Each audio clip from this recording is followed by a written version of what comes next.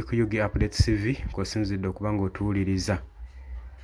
Sammy the Mighty Family olwaleero awuubye ekigere ku kitebe kya National Unity Platform abadde anoonyeeyo ki ngenda kuba nga ndukuseetulira mu bumpimpi bigambo ebitonotono.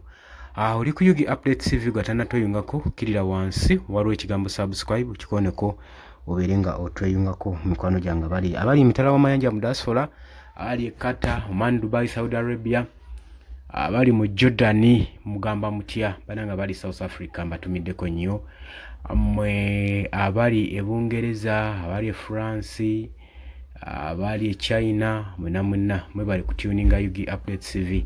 Mukola omulimu ogw'amaanyi okubanga mubeezezaawo amayengo gano kyenva mbanga nange mbatumira obutata buli lunaku.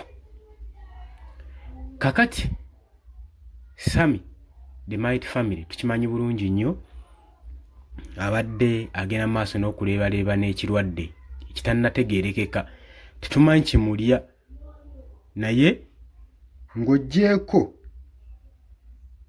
ebibadde birumira mu bulamu bwe wakati we n'ekibiina kino ekya National Unity Platform nga bagenda maaso n'okumulumiriza nti egenda maaso n'okukolagana ne gavumenti ya Mwami Yoweri Kaguta Museveni.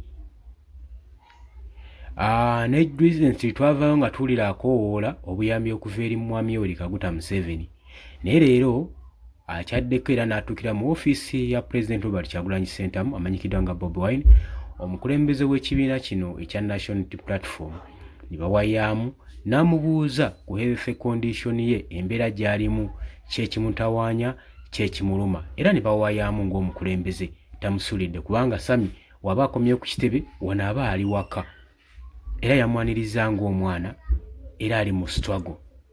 Abantu bulijjo babula naye ekikulu si kubula, ekikulu kwezuula n'okomawo n'ofindinga ekkubo erikuzza mu direction entuufu.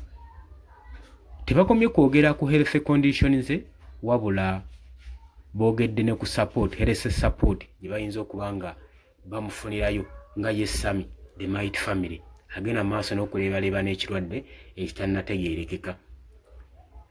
Tetufunye nnyo much details ku nsonga lwaki Sammy azze ku kitebe n'atuukirira omukulembeze w'ekibiina kya National Unity Platform, naye byonna ebinaavaayo tujja kuba nga spreading out musobole okuba nga mubifuna wano ku Yugi Updates TV.